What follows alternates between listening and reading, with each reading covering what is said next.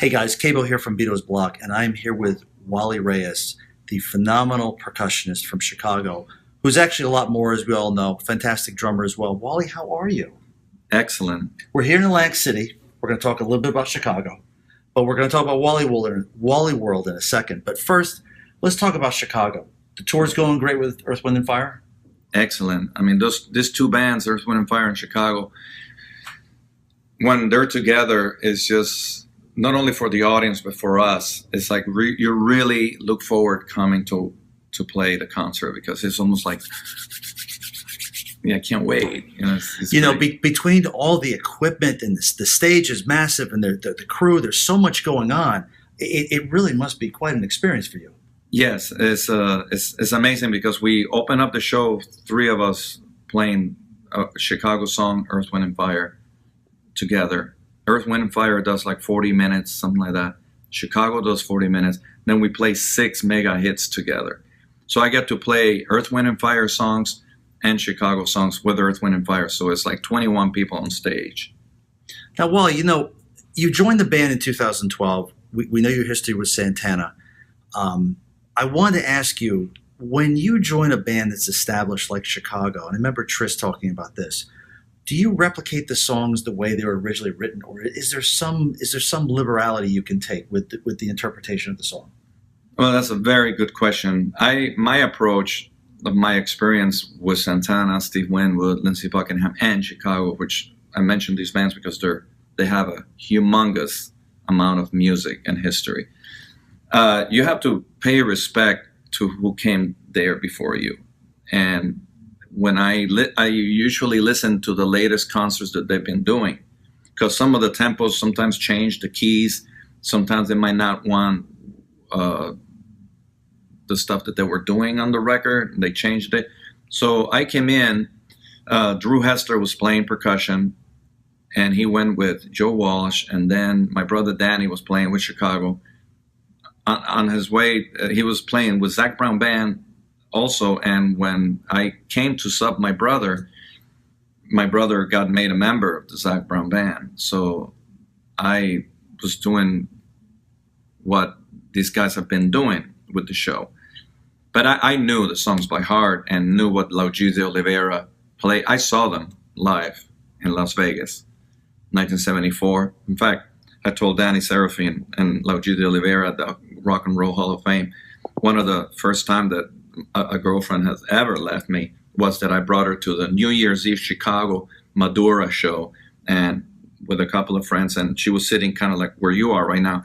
And when Chicago started, I couldn't really see the drum because there was too many people in front. He goes, "Would you mind if I go and check out the drummer?" And she goes, "Yeah, okay." And I went over there and I was like this, looking at Danny Serafin, and all of a sudden 2 hours went by and the show finished. So when I went back to the seat, I think that was Caliente. Mucho caliente. She was really caliente. Not happy. So so that I really learned all the parts. But me as a drummer percussionist, I was looking at those two guys.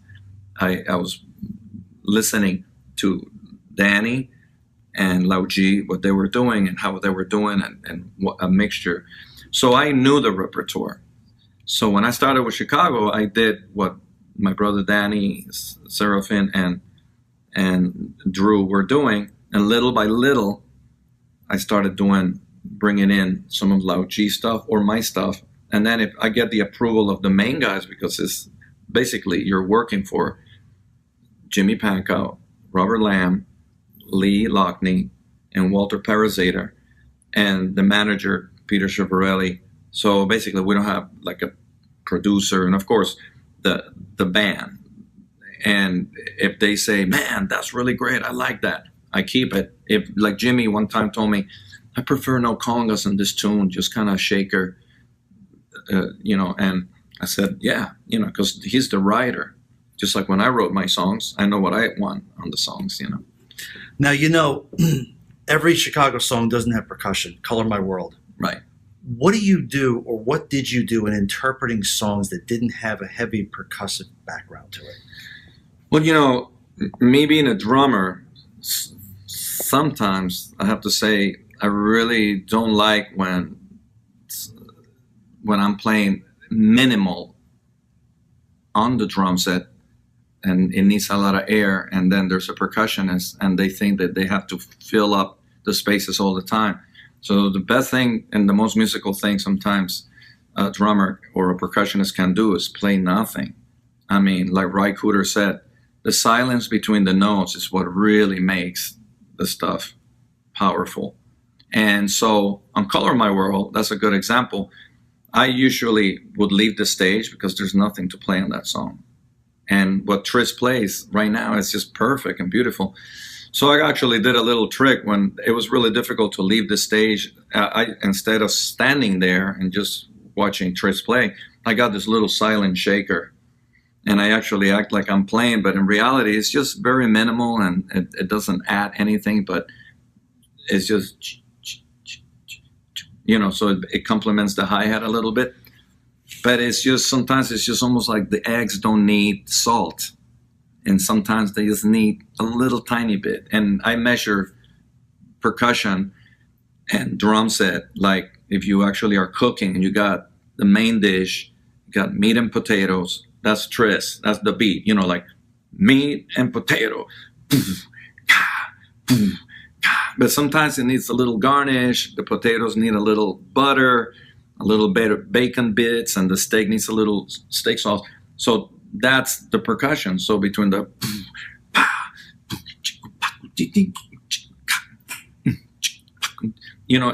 it's a coloring and a complement, and then the whole thing sounds beautiful, And today a lot of people do it with the tracks. You get a lot of bands, they have to play with the, and that's really cool. But it's basically you're playing not with a human being. So there's a different situation. I'm not saying that is bad. I love to do that all the time, and I do it.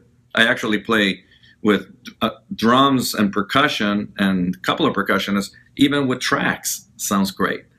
But there's something about action-reaction when it's human between drummer and percussionist. And that's what Tris and I do all the time. Sometimes I'm playing percussion and I go,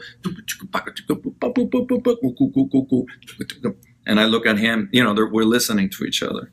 I'm the man. I mean, that solo really has really elevated the both of you. Not that you needed it, but Chicago fans wait for that now, don't they? Yeah, it's really powerful. I'm a Man is actually a Steve Winwood song, but the funny story, the first time I heard I'm a Man was Chicago Transit Authority, and I fell in love with it. I went like, oh my God, that's like, it's Latin, but it's not, so it's just like, it was so different. I remember it was like a 8th grade, something like that, and I scratched the record so many times I played it over and over and over. And then I played it with Steve Winwood in 1994, and I did I'm a Man. And there's different versions that he does, the Traffic version, the Steve Winwood version. So we used to do different versions. And I love the song no matter what. What we do with Chicago now with I'm a Man is unique. It's not the old Chicago version. Oh, you look like you're having fun with that one, that's for sure. Yeah. You look like you're having a lot of fun. I have to ask you, where is Walley World?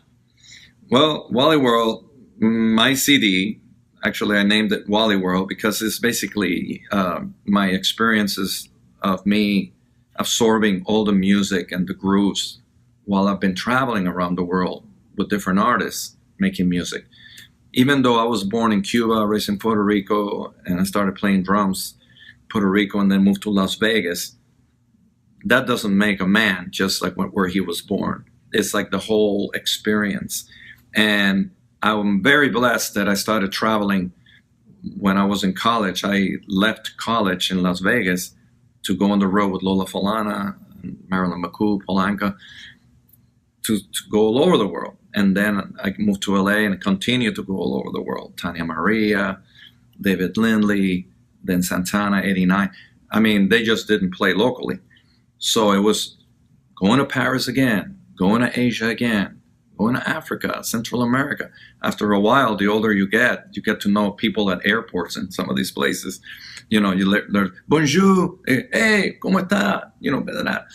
So that experience of the different music and culture and food and the whole vibe of the places that I visited, I wanted to put on my music, my interpretation, and that's Wally World, my CD. So it starts with the Venezuela Joropo track. It goes to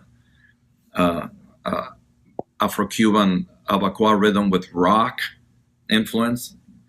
It goes to the Caribbean, North Brazil, South Brazil, New Orleans, New York City, Asia, Africa, and it ends up in India. And that's Wally World. Now, your daughter's on Wally World as well, right? Yeah, Liliana, while I was doing and finishing the CD, she was so busy at USC, and I'm so honored that she took the time to come in and do these tracks.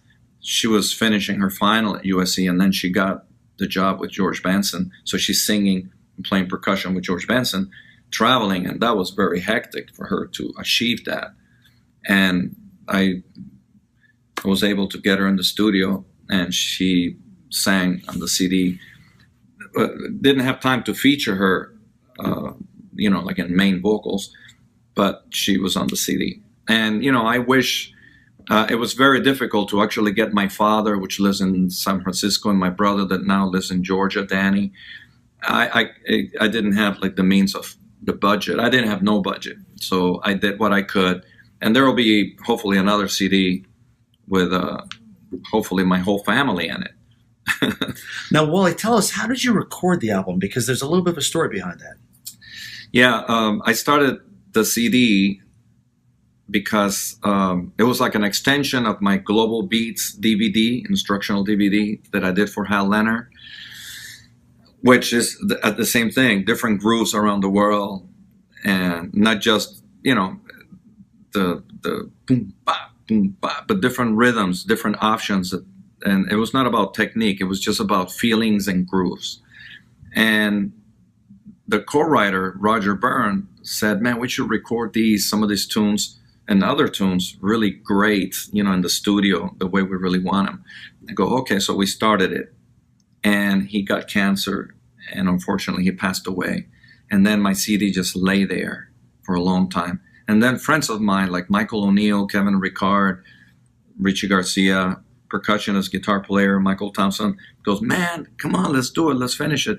And they really inspire me, and I started bringing the main tracks and one by one to their home studios and stacking them with what the music needed. And then I have another collaboration from my bass player friend Ricky Encarnacion from Puerto Rico. He had some edited tracks and stuff, and we started putting musicians in Puerto Rico, musicians in LA. We collaborated, I think, like 2 tunes, and it was just like a collaboration all over the world. Like, send me the tracks, I'll send you people recording. And then at the end of it, John Silas mixed it. He's an amazing young mixer, and I did a lot of the tracks at Studio C at the Steakhouse in North Hollywood. Josh Egan, my friend there, just helped me immensely. And yeah, it was like I didn't have any budget, so I did what I could, whenever I could. And while I was on the road, Lou Pardini, which plays keyboard and one of the lead voices in the band, played amazing keyboard player in one tune. He played beautiful piano.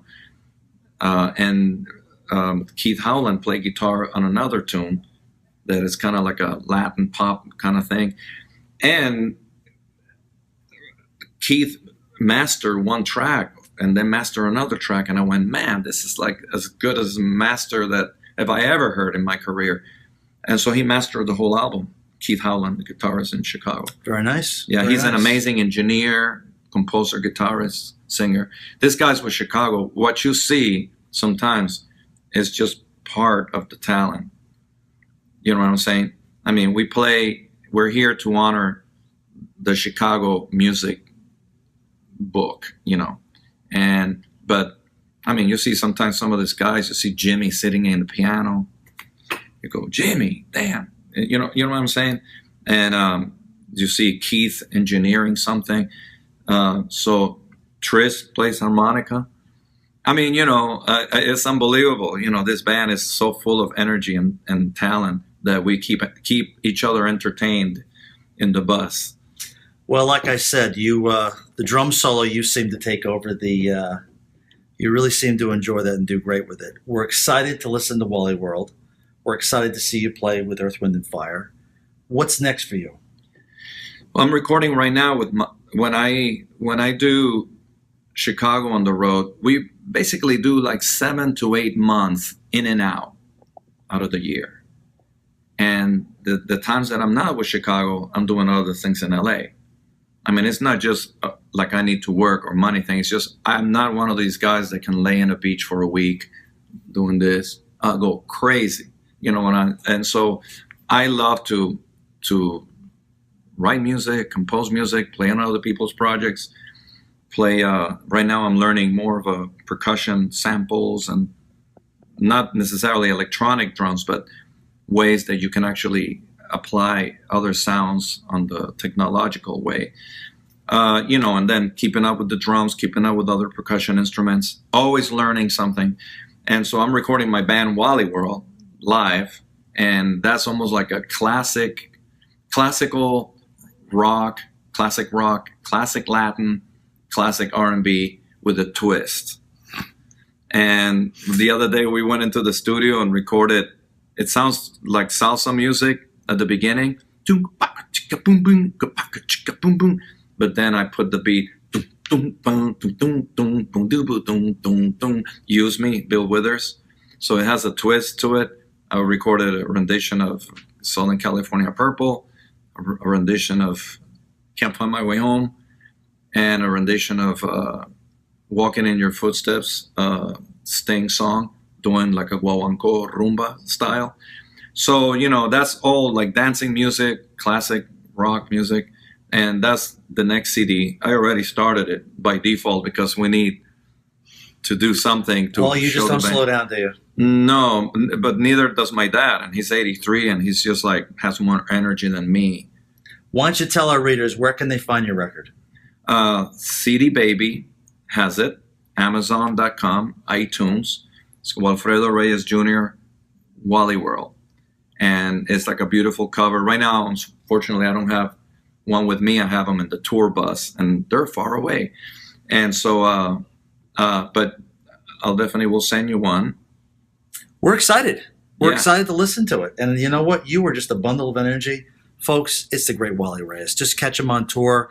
Check out his new album, and we look forward to listening to it. Wally, thanks for a few minutes today. Thank you. Thank you so much. I appreciate you coming here and hanging out. Thanks, guys. With Chicago and Wally Reyes in Atlantic City. Cabo for Beatles Blog. Thank you.